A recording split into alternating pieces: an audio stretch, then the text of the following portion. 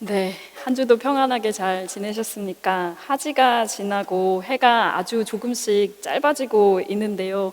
느끼시는지 모르겠습니다. 매일 날씨를 체크할 때마다 일몰 시간이 1분 정도씩 짧아지고 있는 걸 발견하는데 그때마다 마음이 아주 조금씩 조급해지는 마음이 들기는 합니다. 사실 오늘은 한국의 절기상으로 여름 중에서 가장 덥다고 말하는 대서입니다.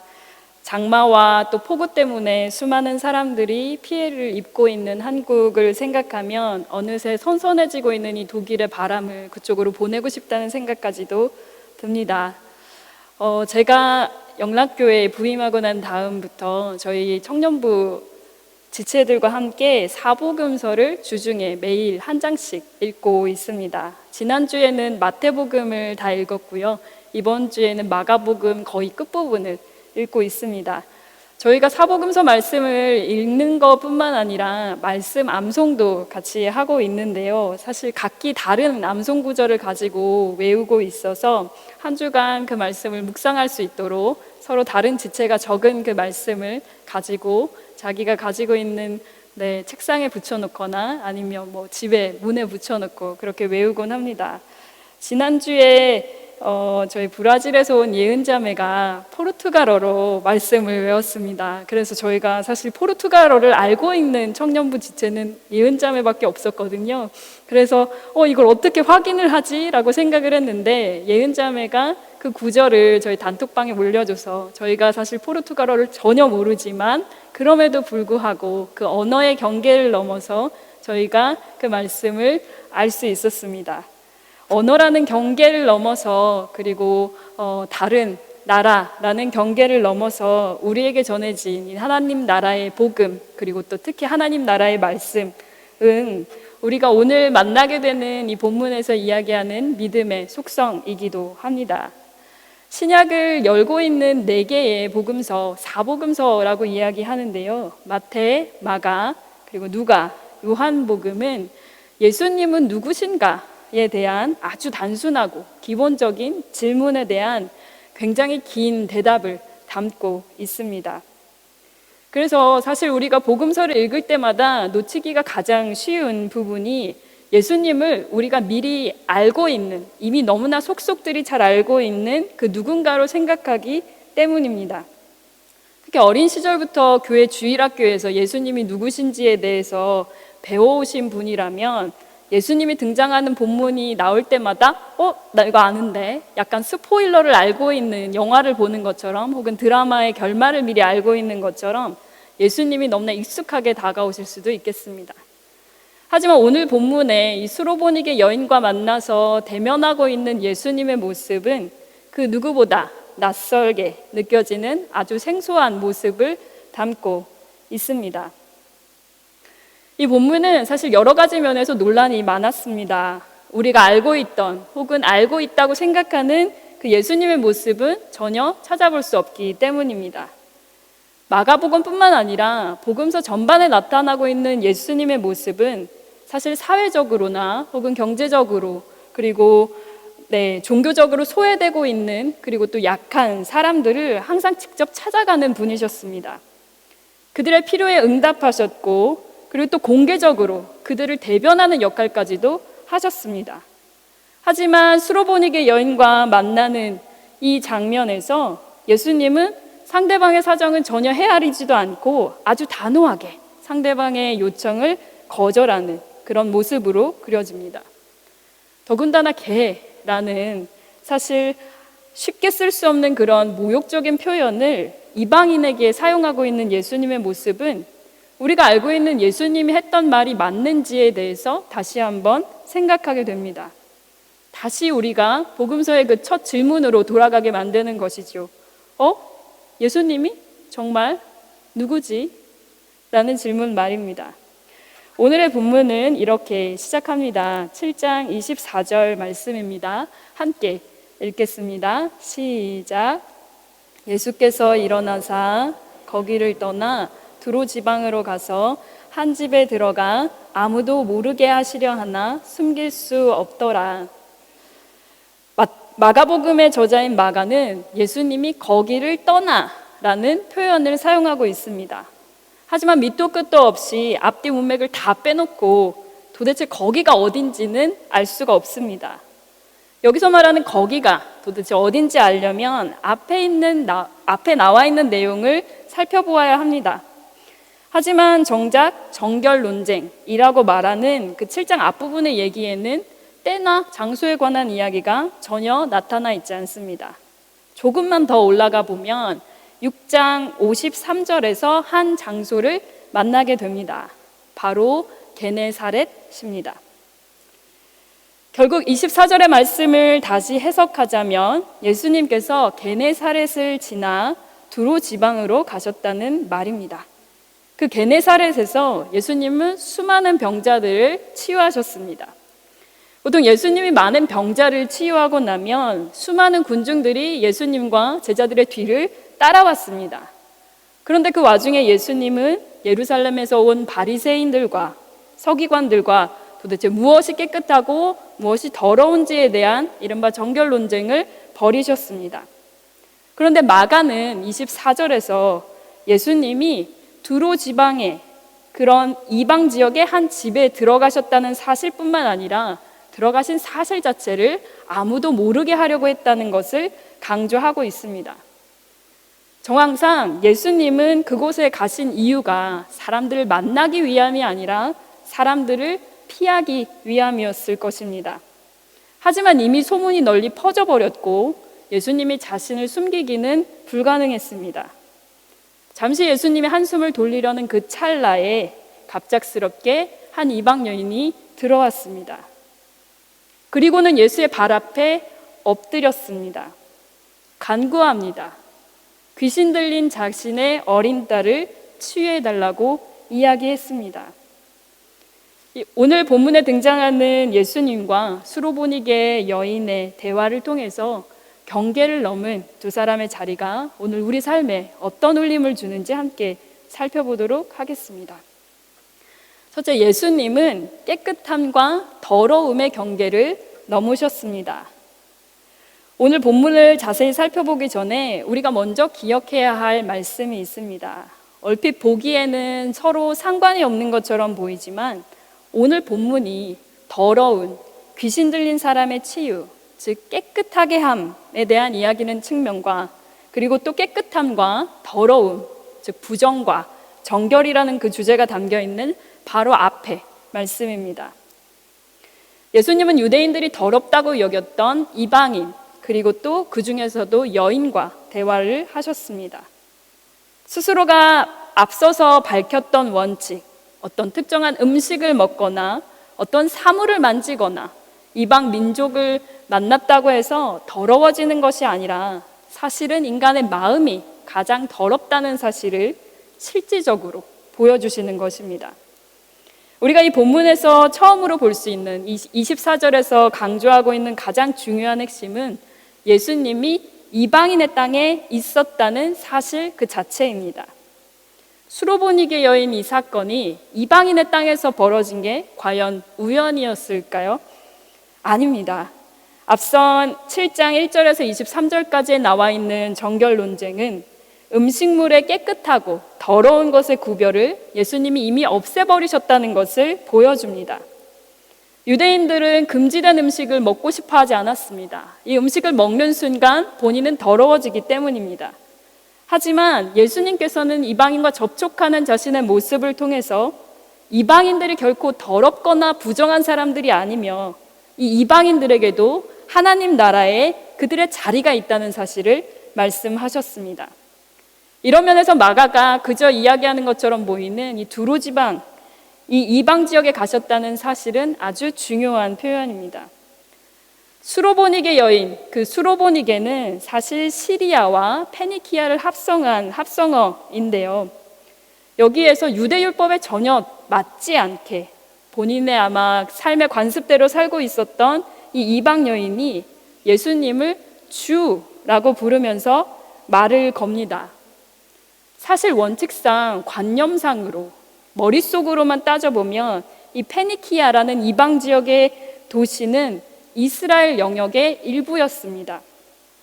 구약에서 모세의 뒤를 이어서 그 이스라엘의 리더십을 물려받았던 여호수아는 이스라엘을 다스리고 있었던 그 각 민족, 각 지파에게 각자의 땅을 주었습니다.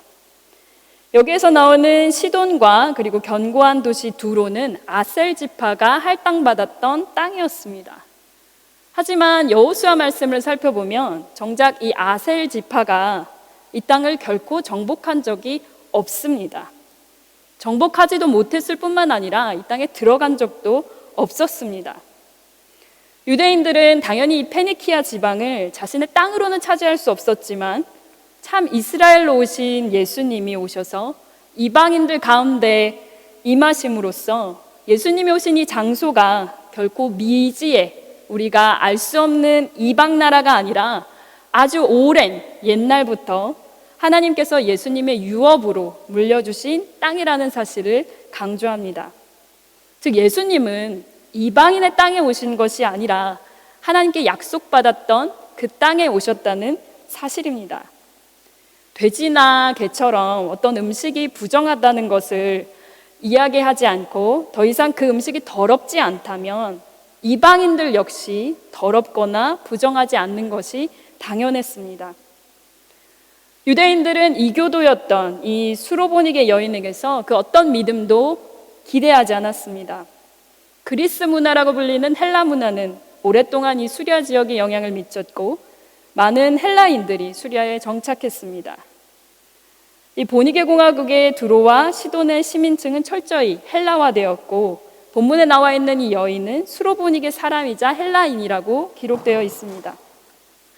마가는 수로보니게 여인의 이야기를 통해서 여러 가지 효과를 기대했던 것 같습니다. 하나님의 백성으로서의 권리는 없지만 겸손하게 그 부스럭이라도 얻으려는 여인의 태도와 선택받은 민족이라는 그 자부심으로 자신의 권리만을 찾았던 유대인 지도자들의 그 전통을 강조하는 태도를 비교 대조합니다. 이를 통해서 마가는 인간의 전통으로 하나님의 계명을 없애려고 하는 유대 지도자들을 책망합니다. 또한 사람을 정말 더럽게 만들고 부정하게 만드는 것은 음식이 아니라 마음이라는 것을 이 이야기 앞에 등장시키면서 수로보니게 여인의 이야기를 통해 이것을 증명해내고 있습니다. 유대인들은 이 여인이 이방인이었기 때문에 음식을 먹는 정결례로 말하면 부정한 손으로 음식을 먹는 것 같이 그 자체를 부정하게 여겼을 것입니다. 하지만 오히려 겸손하고 깨끗한 마음에서 나오는 말을 통해서 이 여인의 딸이 치유받았다는 기적을 통해 마가는 겉으로 보이는 그것이 중요한 것이 아니라 마음에서 우러나오는 깨끗한 마음에 깨끗함과 더러움이 달려있다는 사실을 보여주고 있습니다. 하지만 이미 깨끗함과 더러움의 경계를 없애버리시고 그걸 넘었다고 말하는 예수님이 그 예시를 생생하게 보여주기 위해서 아주 전형적인 유대인의 남자처럼 이 수로보니게 여인에게 대답하십니다.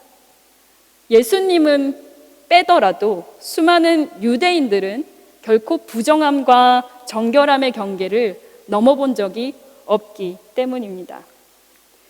27절입니다. 함께 읽겠습니다. 시작. 예수께서 이르시되 자녀로 먼저 배불리 먹게 할지니 자녀의 떡을 취하여 개들에게 던짐이 마땅치 아니하니라. 우리는 예수님의 이 말에서 망치로 뒤통수를 얻어맞은 것처럼 충격을 받습니다. 예수님은 왜 이런 모진 말을 하셨을까요? 수많은 학자들은 예수님을 옹호하기 위해서 다양한 학설로 설명했습니다. 여기서 나오는 개는 우리가 알고 있는 그런 개가 아니다. 애완용 개다. 그래서 이 개에게는 우리가 줄 수 있는 음식이 따로 있다. 이렇게 해석하기도 했고요. 때로는 옹호하기 힘든 그 예수님의 말이 아니라 수로보니게 여인의 믿음에만 초점을 맞춰서 이 본문을 해석하기도 합니다. 하지만 우리가 정말 직면해야 하는 예수님의 모습은 마가복음뿐만 아니라 마태복음에서도 같은 내용으로 기록되어 있다는 사실입니다. 마태복음 15장 24절을 함께 찾아보겠습니다. 마태복음 15장 24절입니다.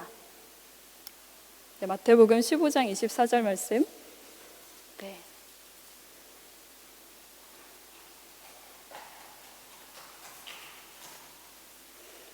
찾으셨으면 한 목소리로 읽겠습니다. 시작. 예수께서 대답하여 이르시되 나는 이스라엘 집에 잃어버린 양 외에는 다른 데로 보내심을 받지 아니하였노라 하시니. 네, 마가복음에서 자녀로 먼저 배불리게 할지니 자녀의 떡을 취하여 개들에게 던짐이 마땅치 않다라고 말씀하셨던 예수님, 마태복음에서는 한술 더 떠서 본인이 이스라엘 집에 잃어버린 양 외에는 다른 데로 보내심을 받지 아니하였노라라고 말씀합니다. 완전한 모순처럼 보이는 예수님의 말씀에서 어쩌면 가장 충격을 받아야 하는 사람은 수로보니게 여인이 아니라 우리 자신일지도 모릅니다. 만약 예수님의 말씀이 오늘날에도 그대로 적용된다면 이방인인 우리도 개들이며 다른 데 있는 이방인이기 때문입니다. 하지만 수로보니게 여인은 우리가 함께 넘어야 할 경계가 무엇인지를 이미 알고 있었고 결코 낙담하지 않았습니다. 예수님은 처음에 분명히 거절하셨습니다. 하지만 여인은 겸손하지만 집요하게 간청했습니다. 깨끗함과 더러움의 경계를 이미 넘으신 예수님을 믿었습니다. 이미 이방인의 땅에 와 계신 그 예수님의 존재 자체를 믿었습니다. 이것이 바로 하나님의 백성과 이방 사람의 경계를 무너뜨리는 신앙이었습니다. 둘째, 수로보니게 여인은 겸손하고 끈질긴 믿음으로 경계를 넘었습니다. 말씀드린 것처럼 오늘 이 수로보니게 여인의 말씀은 마가복음 7장뿐만 아니라 마태복음 15장에도 등장합니다. 마태복음 15장 22절에서는 이 여인을 수로보니게 여인이 아니라 가나안 여인이라고 말합니다. 하지만 사실 헬라인이나 수로보니게 족속이나 가나안 여인이나 유대인들이 가장 싫어하는 이방인이라는 사실은 변함이 없습니다. 그뿐 아니라 수로보니게 여인에게는 더럽다는 평가를 2배로 받을 만큼 귀신 들린 딸을 가지고 있는 사람이었습니다. 이 여인은 예수님을 만나러 올 때 자신의 딸과 함께 오지 못했습니다. 딸을 돌봐줄 수 있는 그 누구도 없는 상황이었습니다. 성경에는 이 여인뿐만 아니라 다양한 질병을 앓고 있었던 자녀를 두고 있는 부모의 모습이 그려집니다. 예를 들어 마가복음 9장에서는 간질병을 가진 아들을 가진 아버지가 나옵니다. 이 아버지는 그 간질병에 걸린 아들을 직접 데리고 함께 왔습니다. 마가복음 5장에 나오는 회당장 야이로를 기억하실 겁니다. 야이로의 경우에는 집에서 딸을 돌봐주고 있는 사람들이 따로 있었습니다.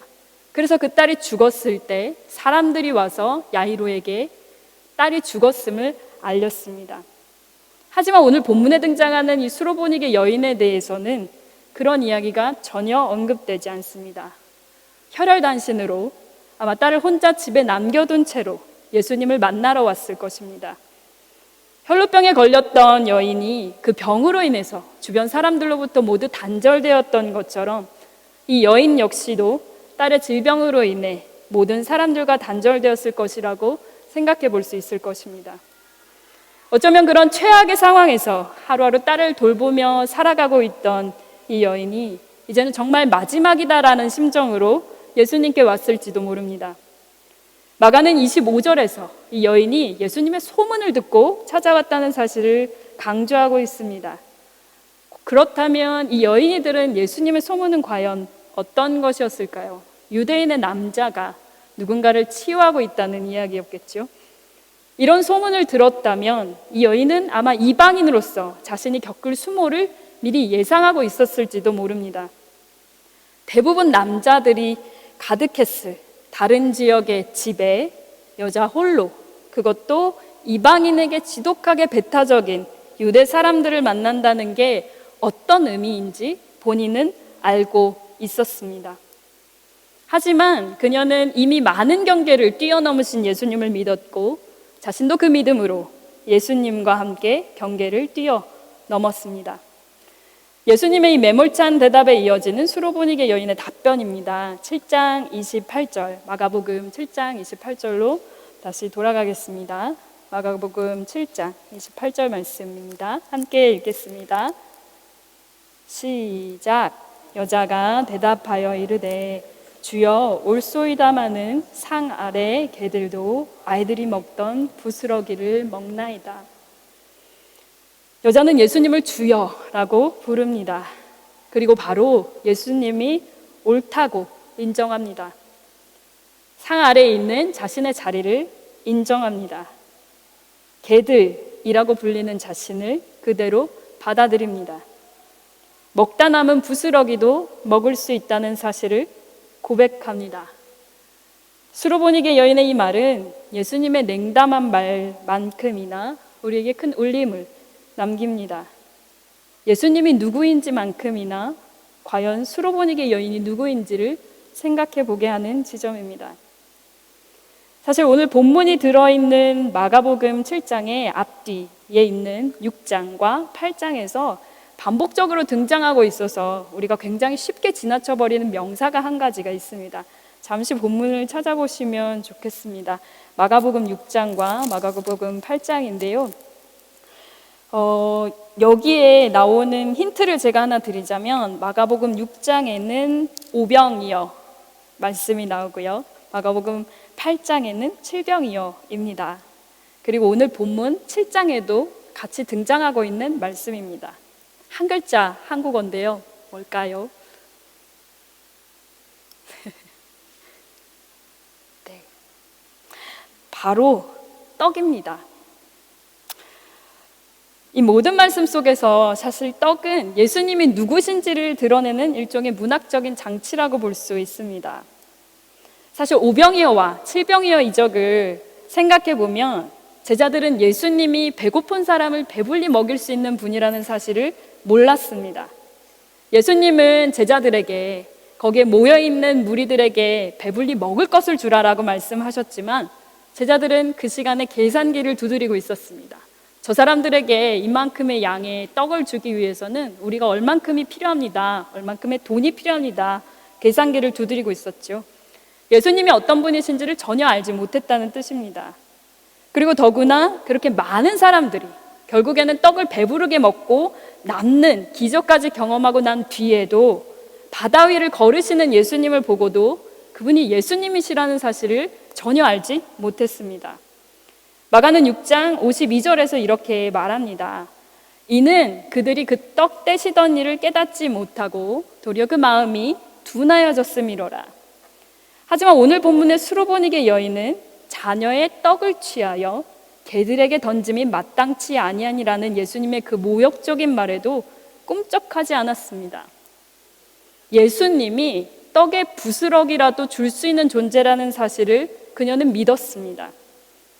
예수님과 일거수일투족을 동거동락했지만 최측근이라고 불릴 수도 있을 만큼 가까운 제자들이었지만 예수님을 전혀 모르고 있었던 그 제자들과는 달리 외부인이라고 여겨졌던 이방의 수로보니게 여인이 믿음을 가진, 예수님이 말하는 믿음을 가진 사람이라는 것이 드러나는 순간이었습니다. 하지만 예수님의 그 첫 반응은 수로보니게 여인에게는 너무나 굴욕적이었고 희망을 꺾는 것이었습니다. 유대인은 하나님의 자녀고 이방인인 당신은 개라는 것이었습니다.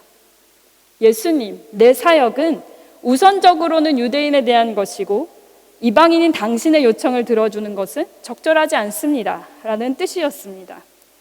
생각해보면 여기서 예수님이 우선적으로 먼저 유대인에게 사역을 집중하겠다는 말씀은 그렇다고 해서 이방인들을 아예 무시하겠다는 뜻은 아닌 걸로 느껴지기도 합니다. 하지만 예수님이 더 이상 이방인들에게 구원 사역을 베풀 수 없어 라고 덧붙이신 이 말씀이 이 여인에게 더욱더 큰 절망감을 안겼을 것입니다. 예수님은 보통 사실 유대교 종교 지도자들과 논쟁을 벌일 때는 너희들의 외식을 지적하고 거짓말을 하고 있음을 지적하고 끝내버리십니다.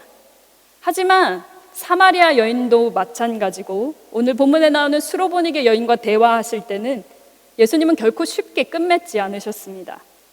수로보니게 여인은 유대인들을 우선순위에 두겠다는 그 예수님의 말씀에 동의했습니다. 예수님이 말한 그 비유와 연관시켜서 자신의 요청을 굽히지 않았습니다. 다시 한번 읽겠습니다. 7장 28절 말씀입니다. 함께 읽겠습니다. 시작. 여자가 대답하여 이르되 주여 올소이다마는 상 아래 개들도 아이들이 먹던 부스러기를 먹나이다. 이 여인은 이방인을 개라고 여기는 유대인의 생각을 그대로 받아들입니다. 예수님이 자녀들이 먹는 비유한 것을 그대로 인정하면서 수로보니게 여인은 집안의 개들도 상 밑에서 자녀들이 흘리는 부스러기 먹을 수 있다는 탁월한 자기 해석을 했습니다. 그 부스러기 같은 은혜로도 자신의 딸이 치유될 수 있다는 믿음을 굽히지 않았습니다. 그녀의 겸손한 태도와 그 끈질긴 말을 듣고 예수님은 큰 믿음을 발견하셨습니다.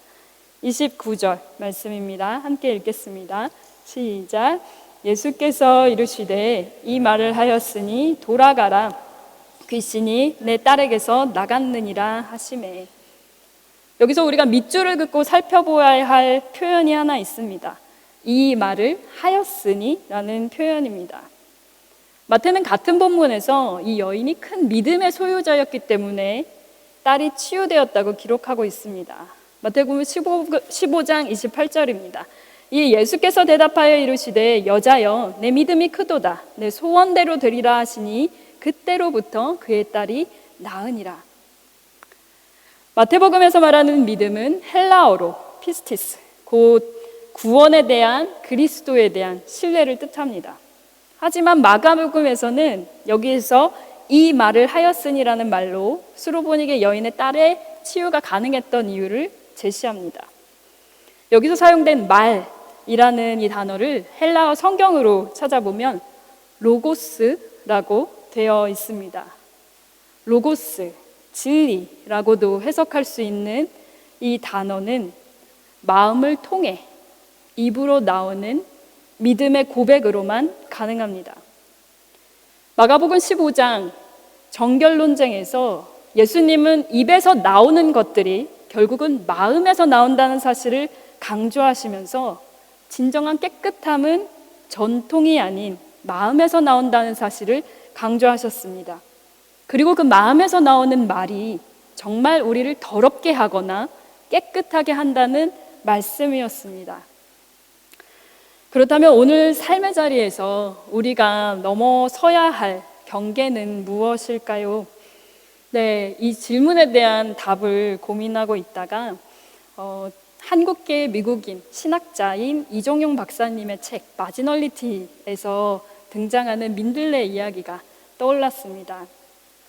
이종용 박사님은 미국에서 한국계 미국인으로 이민자로 오랜 시간을 살았습니다.